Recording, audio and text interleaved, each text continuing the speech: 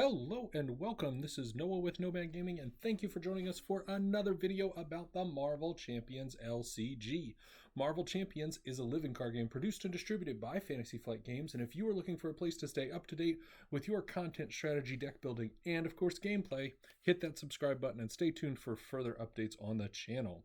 Today we're bringing you some Hero Pack spoilers for the upcoming Ant-Man Hero Pack, which is going to hit shelves very soon. Let's take a look at our hero and see what we are going to be playing with in this deck. So this is the first of the three-faced heroes that we will have. We have Alter Ego Scott Lang, and then we have tiny and giant forms of hero form Ant-Man. As Alter Ego, Scott Lang's going to have 3 recover. He's a civilian with time to unwind. It says response after you change to this form, heal 1 damage from Scott Lang. So a little incidental healing by going back to Alter Ego with the opportunity to use your recover to help you get back to full health. You've got a hand size of 6 and 12 hit points. We've got a tiny form of Ant-Man, which will appear side by side with Scott Lang on the face of this card. That's got 2 thwart, 1 attack, and 2 defense. He's an Avenger. He has the tiny trait, and he has the puny pest response, which says after you change to this form, remove 1 threat from a scheme. And then we've got the Ant-Man Giant form, which is going to be the back of this card, and it will be the total, its total height will be the combined width of Ant-Man and Scott Lang, is my understanding. So you'll be able to flip over to Ant-Man Giant size and have 1 thwart, 3 attack, and 3 defense, and he has the response of Giant Nuisance, which is after you change to this form, deal 1 damage to an enemy. So it looks like we've got some strong incentivization to switch forms back and forth between Tiny and Giant and Alter Ego. Get your incidental healing, remove threat, throw damage around, have a lot of fun, and take advantage of that. Let's take a look at the cards that have been spoiled in the signature pool and some of the player cards as well that we will know will be coming in this Ant-Man leadership deck.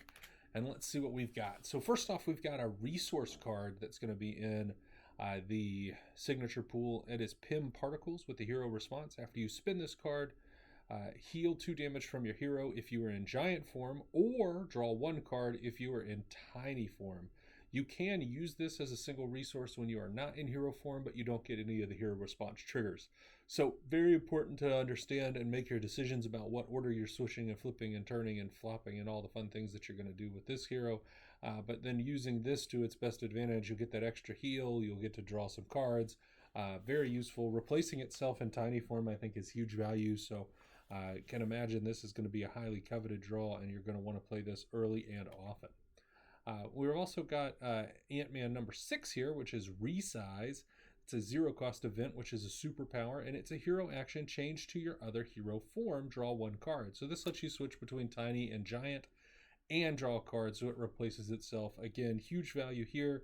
You're going to get that incidental thwart or damage put out, so that's going to be good as well.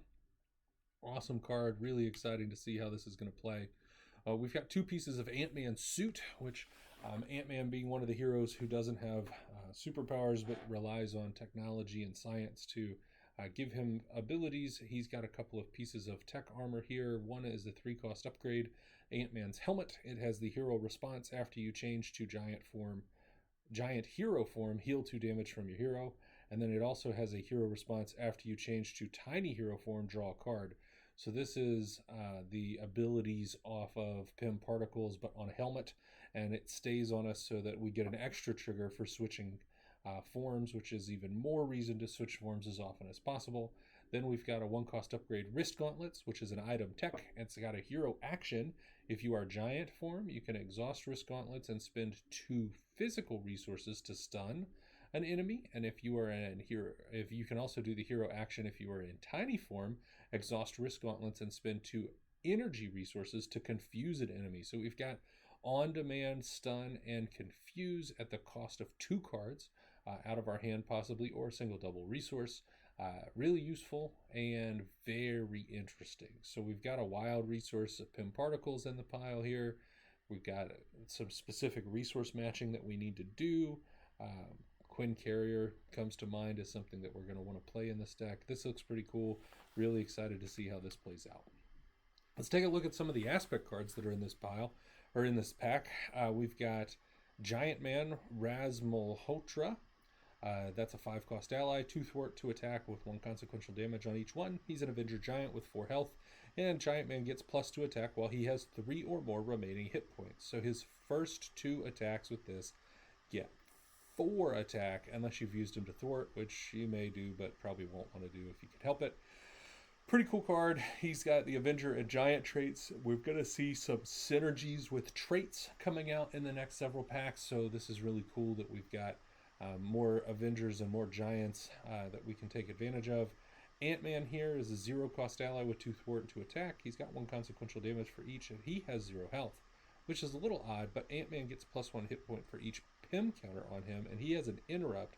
When Ant-Man enters play, place 1 Pym counter on him to a maximum of 4 for each resource you overpaid for Ant-Man's cost. So if you pay 4, he gets 4 health.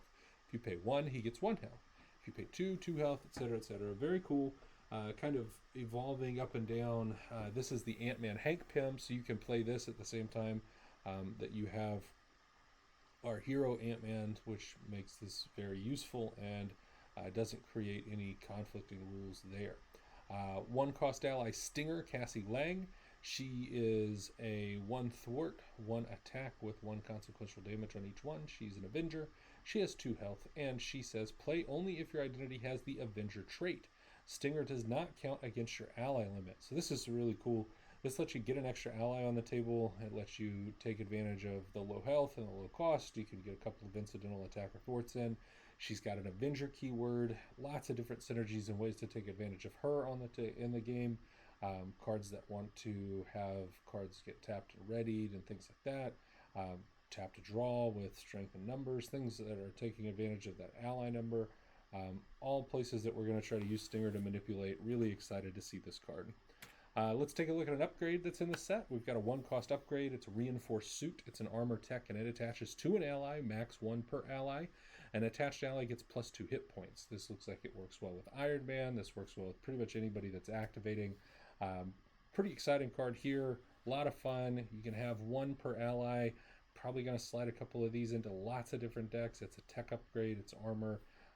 Just exciting all around and interesting to play with. Let's take a quick look at our basic support that's in this set. It's team building exercise with 2-cost support. It has a hero action that says exhaust team building exercise and play a card from your hand that shares a trait with your hero, and reduce its cost by 1.